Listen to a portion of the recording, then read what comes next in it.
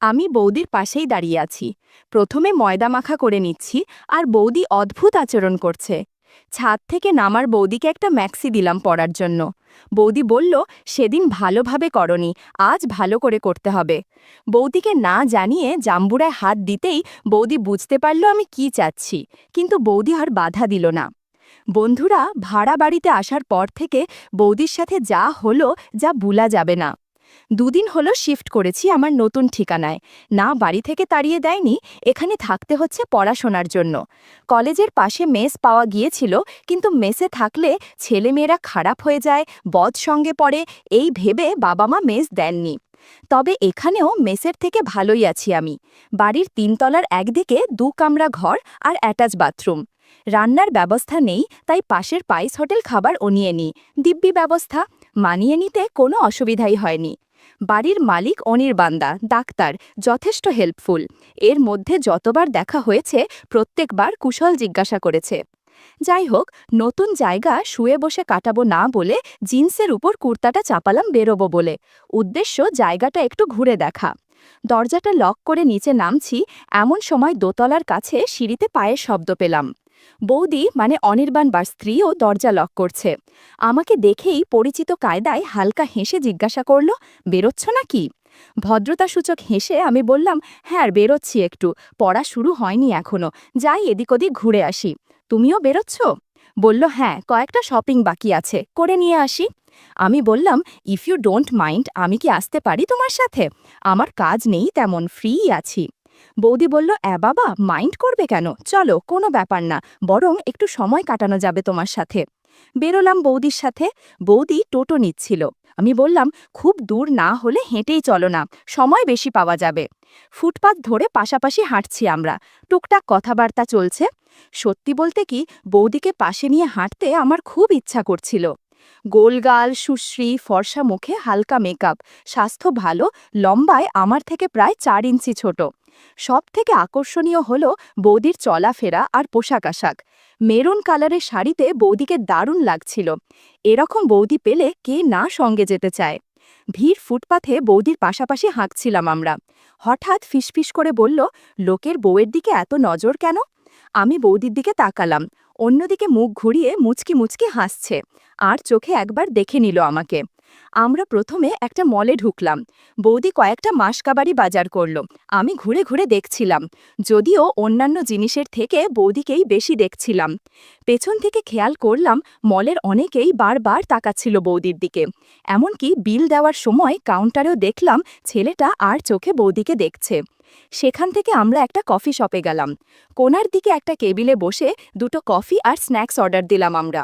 বৌদি কথা শুরু করলো, তারপর বলো, অন্যের বউকে নিয়ে কফি শপে এসে কেমন লাগছে তোমার?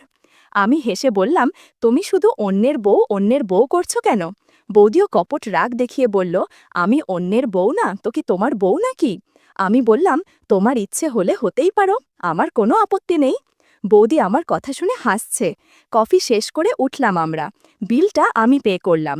বৌদি আপত্তি করছিল। আমি বললাম, এটা আমাদের ফার্স্ট ডেট, আমি পে করব। বৌদি শুধু করে একটা প্রশংসাসূচক আওয়াজ করল। বিল মিটিয়ে আমরা ক্যাবে উঠলাম।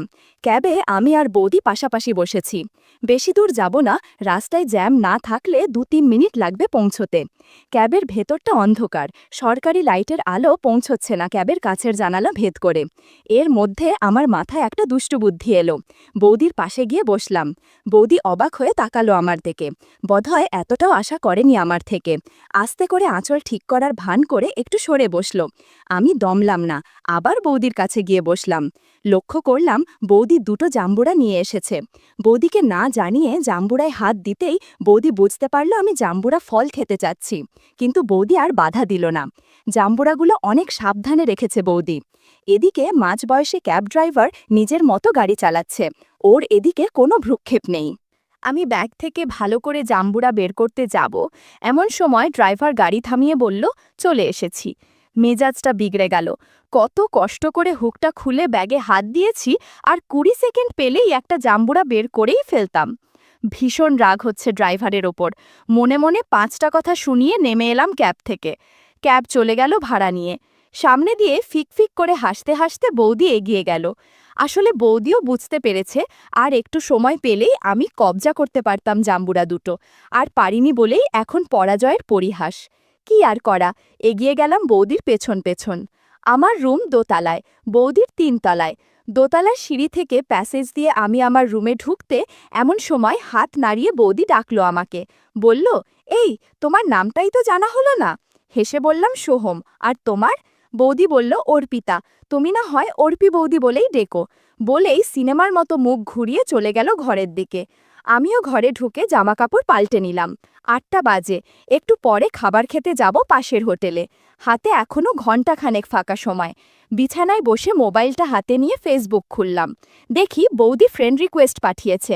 অ্যাকসেপ্ট করে বৌদির প্রোফাইলটা ঘাঁটতে লাগলাম। ডিপিতে অনির্বাণদার সাথে বৌদির ছবি, কোনো রিসেপশনে গিয়ে তোলা মনে হয়। আর তেমন কোনো ছবি পোস্ট করা নেই। ভদ্র মার্জিত গৃহবধূর ফেসবুক প্রোফাইল যেরকম হয় ঠিক সেরকম। রাতে আর তেমন কিছুই ঘটল না। পরদিন সকালে খেয়ে এসে সিঁড়ি দিয়ে উঠছি, দেখি অনির্বাণদা নামছে দোতলা থেকে। বেরোচ্ছে বোধহয়, হাতে ব্রিফকেস আছে। আমাকে দেখে খুশি হয়ে বলল, কি ব্যাপার, সকাল সকাল ঘোরাঘুরি করছো? আমি বললাম, কি করব বলো, পড়া শুরু হয়নি এখনো, বেকার শুয়ে বসে কাটাচ্ছি। অনির্বাণদা বলল, বোর লাগলো দোতলায় চলে যাও, অর্পিও একা একা থাকে, তুমি থাকলে একটু কোম্পানি পাবে, আমি তো আর সময় দিতে পারি না তেমন, বলে আমার বেরিয়ে গেল। বুঝলাম অনির্বাণদা ভীষণ ব্যস্ত। কিসের ডাক্তার জানি না, তবে হাসপাতালে চাকরি করে, নার্সিংহোমও আছে, আবার প্রাইভেট প্র্যাকটিস করে কিনা কে জানে। এরকম ডাক্তারদের একটা প্রেমিকা নার্স থাকে, অনির্বাণদারও নিশ্চয়ই আছে, নয়তো নিজের এরকম বউকে এভাবে ফেলে থাকতে পারত না। যাই হোক, সুযোগ যখন পাওয়া গেছে এটা হাতছাড়া করা যাবে না। সিঁড়ি বেয়ে উঠে গেলাম ওপরে, সোজা ওদের দরজায় নক করলাম। বৌদি দরজা খুলে দিল। ঘরোয়া শাড়ি, ব্লাউজ পরা, মুখটা হালকা ঘামে ভেজা, বোধহয় কাজ করছিল। বোধহয় আমাকে এ সময় আশা করেনি, তবে বিরক্ত হয়েছে বলেও মনে হলো না। আমি ঢুকলাম ভেতরে, সাজানো গোছানো ড্রয়িং রুম। বৌদি আমাকে নিয়ে বসালো একটা সোফায়। বলল, তুমি বসো একটু, আমি রান্না চাকিয়ে এসেছি, না গেলে পুড়ে যাবে আবার। আমি বললাম, চলো তোমাকে রান্নার কাজে সাহায্য করি। বৌদি রান্নাঘরে নিয়ে গেল আমাকে। সত্যি রান্না চাপিয়েছে বৌদি, খুব সুন্দর একটা ঘ্রাণ বেরোচ্ছে মশলার। দেওয়ালে ঠেস দিয়ে দাঁড়িয়ে আমি বললাম, আমি তো ভাবলাম তুমি আমাকে তোমার প্রিয়জন বলবে। মিষ্টি একটা হাসির আভা ছড়িয়ে পড়ল বৌদির মুখে। আমার দিকে না তাকিয়েই খিলখিল করে হেসে বলল, তোমার সাথে বন্ধুত্ব করতে আমার বয়ই গেছে। আমি দাঁড়িয়েছিলাম বৌদির পেছনে। একটা আকাশি রঙের শাড়ি পরেছে বৌদি, তার সাথে গাঢ় নীল রঙের ব্লাউজ। ঘন চুলগুলো ঢেউ খেলে নেমে এসেছে কোমরের কাছাকাছি। আমি এগিয়ে গেলাম বৌদির দিকে, ভাবলাম বৌদির সাথে একটু রান্না করি। বৌদিকে সাহায্য করতেই বৌদি একটু চমকে গেল, বলল, আরে আরে, কি করছো, ছাড়ো, তোমার রান্না করতে হবে না। আমিও নাছোড়বান্দা, তাই সহজে ছাড়ছিলাম না। একটু পর বৌদি আর কিছু বলল না, কারণ মনে হয় বৌদি অনির্বাণদার কাছ থেকে এরকম সাহায্য কোনোদিন পাবেও না, হয়তো পাবেও না। অনির্বাণদার নিজের লাইফ নিয়ে ব্যস্ত, তার এসব করার সময় কোথায়? বৌদির আঁচ কমিয়ে কড়াইটা ঢাকা দিয়ে আমার রান্নার কাজে সম্মতি জানালো। বন্ধুরা, তোমরা বুঝেছ তো কিসের কথা বলছি?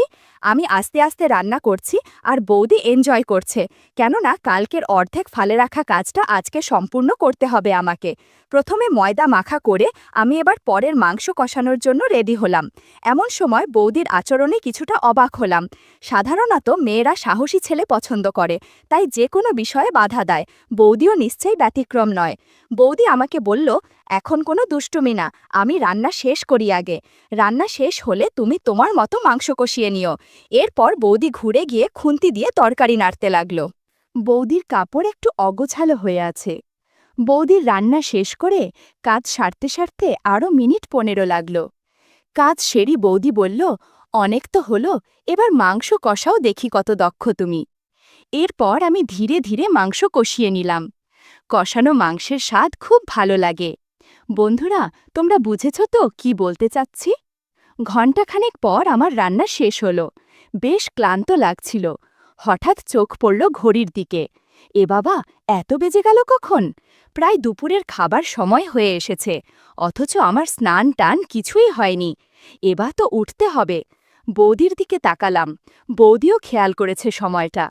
অনির্বাণদা দুপুরে খেতে আসে অনেক সময়, যদি এখন চলে আসে তাহলে তো সমস্যা হবে। বৌদির অবশ্য তেমন বিরক্তি দেখলাম না, তবে মনে হয় বুঝতে পেরেছে আমার সমস্যাটা। আমি বললাম, বৌদি দেরি হয়ে গেছে আজকে, আজ তবে আসি? বৌদি বলল, আবার কবে আসবে তুমি? আমি বললাম, আমি তো সেকেন্ড ফ্লোরেই থাকি, যে কোনো সমস্যায় ডাকতে পারো, চলে আসব।